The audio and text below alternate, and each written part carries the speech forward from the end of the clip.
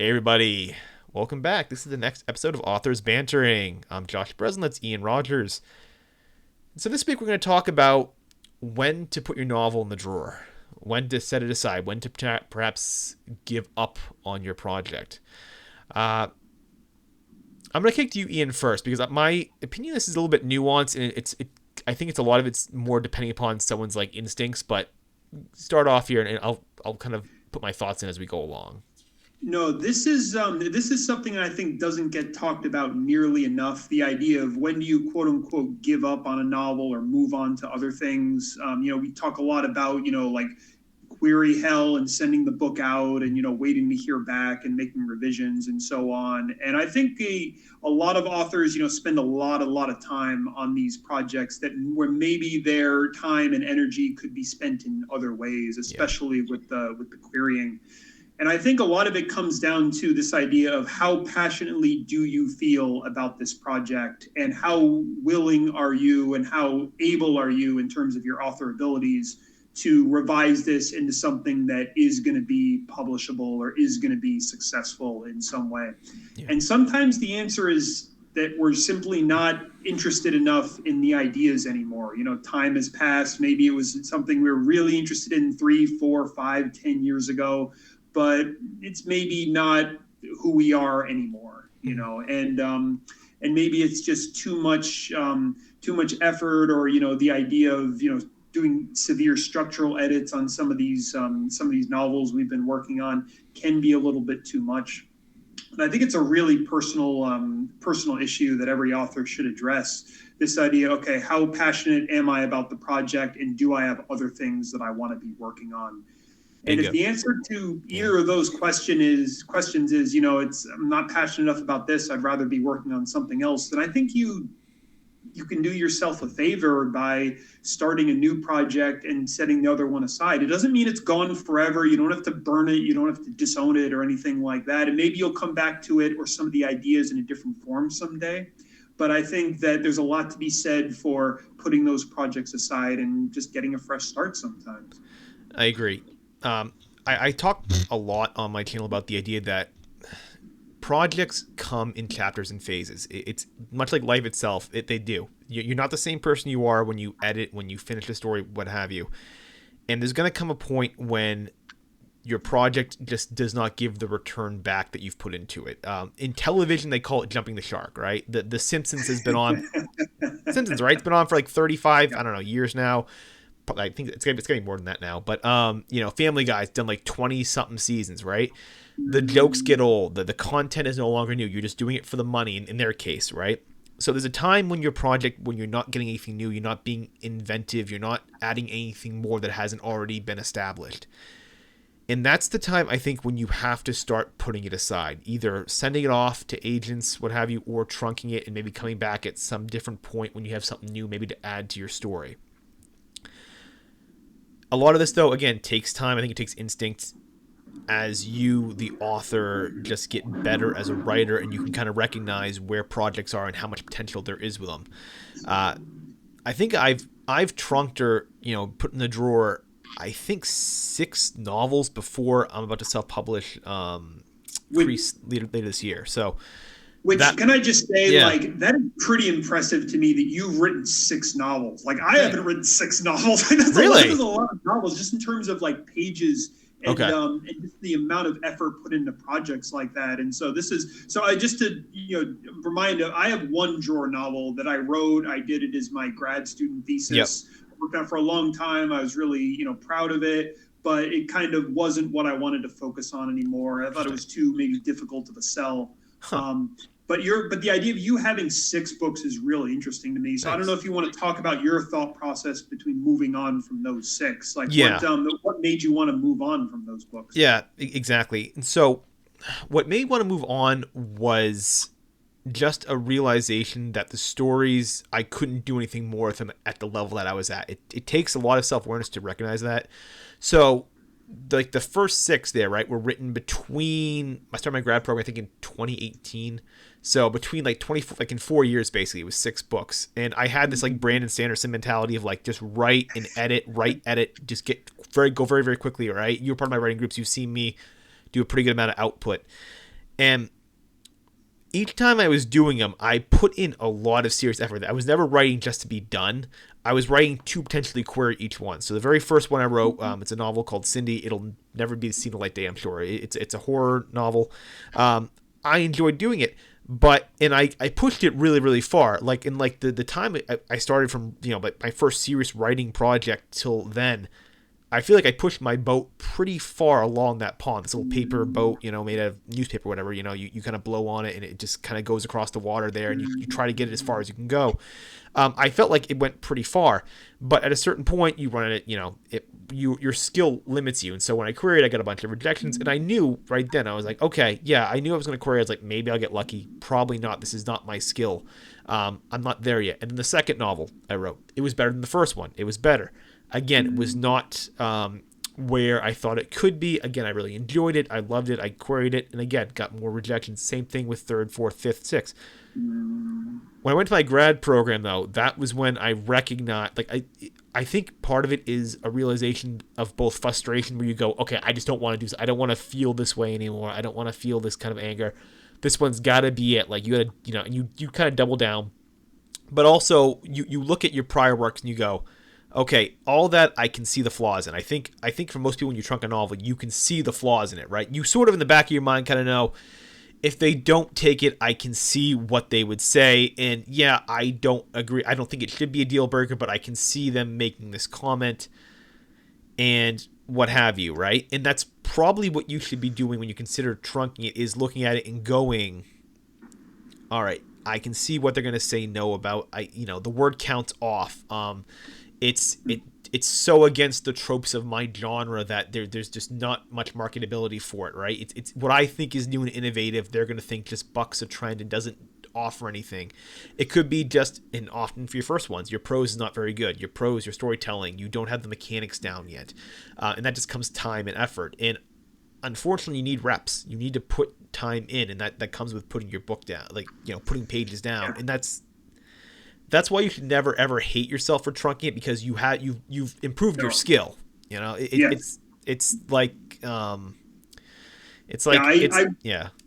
Oh, I was gonna say I really like that comparison with doing reps, like Yep. bodybuilding. I mean, you're among us. You're the bodybuilder, so I trust Yeah. you. Trust me to make those metaphors. Okay. But I think that's a really good metaphor. The idea that you do the reps with the writing, and then you put that weight down, and then you leave, and then you come back to do more reps, and you are better for having done that. Yeah. And I think that, a lot of people say like, oh, I didn't get that novel published, so it was a failure. And I think it's a really bad way to think of it, because you still learned a lot about writing as a result of doing that. Like, I guarantee you, any writer who finishes a novel like that, even if that novel is not very good, it still helps them move up in their writing skill. And in Bingo. that sense, just this kind of writing is tremendously, tremendously important. I think there's a lot to be said for writing a novel versus, say, writing the same number of pages in short story form. Writing a novel gives you practice with sort of these bigger, long form threads and setting up characters that are different than from a short story. And so in that sense, really, you can look at these drawer novels as just a kind of practice. Doing those reps, I think, is a really, really good and constructive way to look at it. Thank you. Yeah, no, I completely agree. And I think ultimately your decision to trunk it is going to be probably made for you, in the sense of, if you're gonna go traditional, right, your rejections are basically you trunking it. Like you get so many rejections at that point. You once you get so many, you probably recognize, I gotta either redo this whole thing or I gotta put it away. And at that point, maybe it's a conversation with yourself about how much you really believe in the story versus how much you want to keep fighting for it. And often, psychologically, you're probably done. Like, by the time you're done querying a story 100 times, you're probably like, okay, I'm done. I don't want to work on this anymore. I'm going to put it aside. In that point, it's made, right? You've been defeated so much psychologically that you put it away, and it ends up being the best thing for you. So you can go on to the next story with new energy, and it feels, and your skill just gets better. The skill of that draft of the next story is going to probably be better. So it's often just, I think, a question of, do I put it away or do I self-publish it, or do I put it out myself? And I think that's a whole separate question there. But as to when you trunk it, I mean, your interest, you will either just run out of interest in it, or you'll get rejected and you'll have to just make that decision to do it. It's the world kind of helps make that decision for you in a lot of ways. Yes. I think that's really important to keep in mind. I also like this kind of this end result that you that I think a lot of authors have to make is the idea that, okay, does the novel go in a drawer, or do I self-publish it because Yeah. you couldn't be traditional published? And I think there's a lot of factors that go into that. I personally did not self-publish my drawer novel.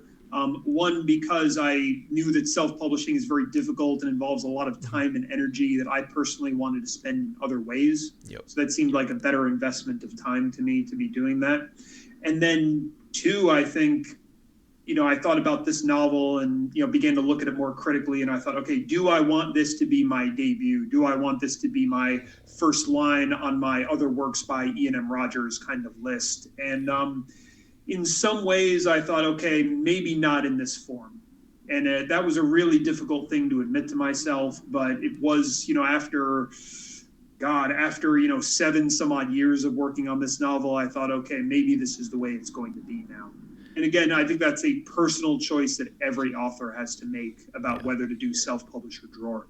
Absolutely. And that's a good thing to keep in mind too, is the question of, okay, if I don't trunk this, am I okay with this being my debut? Do I want this to be it? And if you put that kind of weight on it, if you go, all right, am I comfortable with this being the story that people are first going to remember me by, it can help you make the decision, because when you put that weight behind it, you're often going to be willing to go, yeah, the story just isn't there yet. Let's do something better here. And it's always a tug of war. It's always a tug of war between, the perfectionist of, I want the best debut novel, I want the best first novel, and all right, I got to get something out there, and maybe good or Yes. very good is enough, than not Yes. perfect. And Yes. it's Yes. it's a tug of war. It's your personality. It always comes out. Yes. Some people are I one way or think the other.